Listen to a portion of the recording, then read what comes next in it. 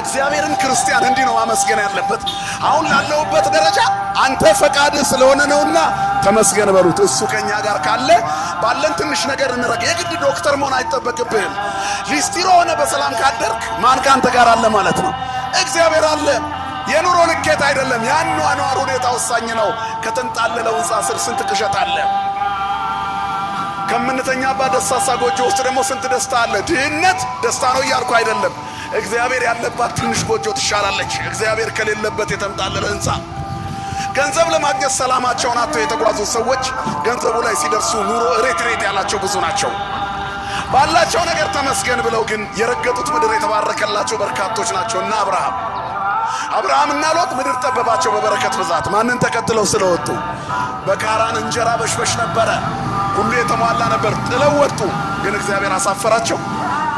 እንዴትም ኑር ማን ካንተ ጋር አይኖር? እንዴትም ኑሪ ማን ካንቺ ጋር ይኖር? እግዚአብሔር ከሁላችን ጋር አይኖር።